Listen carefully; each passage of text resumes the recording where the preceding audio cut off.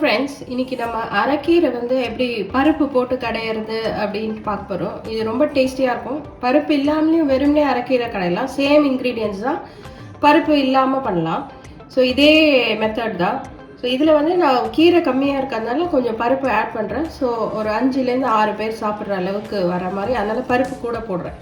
So இதுக்கு வந்து தேவையானது வந்து ஒரு அரை வெங்காயம், ஒரு தக்காளி, ஒரு 10 பூண்டு உரிச்சு வச்சுக்கிறோம். அப்புறம் கொஞ்சம் புளி, பச்சை மிளகாய் ஒரு 5, அரைக்கீரை, அப்புறம் ஒரு கைப்பிடி அளவு பருப்பு, ஒரு 100 கிராம் பருப்பு இருக்கும். ஸோ இதை போட்டுக்கலாம்.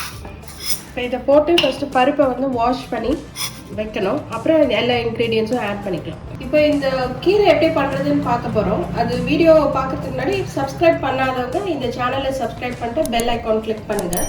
இப்போ இந்த பருப்பு ஒரு 100 கிராம் பருப்பு, இது வந்து வாஷ் பண்ணி ஒரு டம்ளர் தண்ணி ஊற்றிருக்கேன். இப்போ இந்த பருப்பை வந்து நம்ம அடுப்பில் வச்சிடலாம். அது கொதிக்கும் போது மற்றதெல்லாம் கட் பண்ணி ஆட் பண்ணிக்கலாம். அடுப்பை ஆன் பண்ணுறேன். மீடியம் ஃப்ளேமில் வச்சிடலாம்.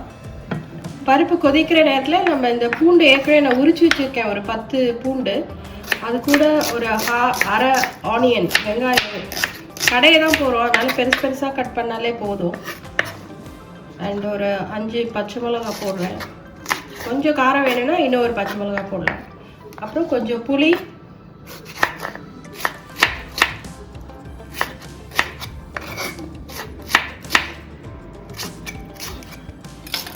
இவ்வளோதான். இது எல்லாத்தையும் நம்ம அந்த பருப்போடு இப்போ ஆட் பண்ணிவிட்டு கீரையும் ஆட் பண்ணணும். இது ரொம்ப டேஸ்ட் சூப்பராக இருக்கும்.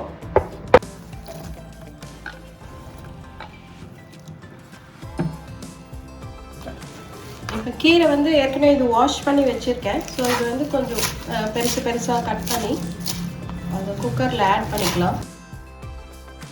இது ரொம்ப ஈஸியும் கூட, ஒரு 10 நிமிஷத்தில் ரெடி ஆகிடும். இப்போ இந்த கட் பண்ண கீரையை வந்து இதில் அப்படியே மேலே போட்டு குக்கரை மூடி வச்சிடலாம். 2 விசில் வர வரைக்கும் வெயிட் பண்ணலாம். அது மூடி வச்சிடலாம். மூடிட்டு குக்கரை வெயிட் பண்ணலாம். 2 விசில் வந்தோடனே ஆஃப் பண்ணிவிட்டு ப்ரெஷர் ரிலீஸ் ஆனோடனே ஓப்பன் பண்ணி எடுத்துக்கலாம். எடுத்து கடைஞ்சி வச்சுக்கணும்.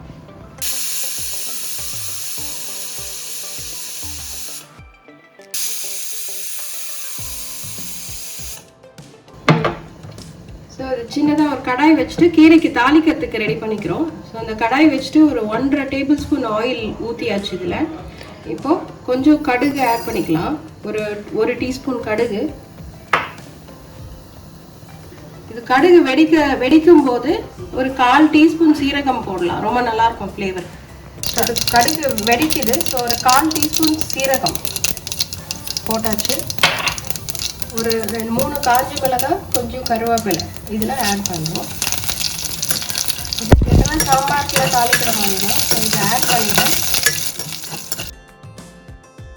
ஸோ இதில் கொஞ்சம் பெருங்காயம் போட்டுக்கலாம், ஃப்ளேவர் நல்லாயிருக்கும். ஸோ இது தாளிக்கிறது ரெடி ஆகிடுச்சு. இப்போ குக்கரில் இருந்து கீரை ஓப்பன் பண்ணி கீரையை வந்து கடைஞ்சி எடுத்துக்கலாம். கடைஞ்சி எடுத்துட்டு இதை போட்டு ஆட் பண்ணிவிட்டு கீரை கடையல் முடிஞ்சிடும். சூப்பராக இருக்கும். அந்த சாப்பாட்டுக்கு ரொம்ப டேஸ்டியாக இருக்கும் போட்டு சாப்பிட்றோம். இப்போ ப்ரெஷர் இல்லை. ஸோ இப்படி எடுத்துகிட்டே ஓப்பன் பண்ணிக்கோங்க.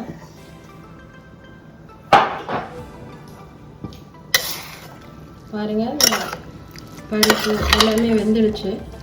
ஸோ இப்போ இதை வந்து நம்ம சட்டியில் போட்டு கடைஞ்சா டேஸ்ட் ரொம்ப நல்லாயிருக்கும். இது கூட கொஞ்சோண்டு உப்பு வந்து போட்டுக்கலாம். ஸோ இப்போ இதை வந்து சட்டிக்கு ட்ரான்ஸ்ஃபர் பண்ணிக்கிறேன் நான். இதுக்கு தேவையான அளவு இப்போ உப்பு ஆட் பண்ணுறோம். உப்பு ஆட் பண்ணிட்டு இப்போ மத்து வச்சு கடைஞ்சிக்கலாம்.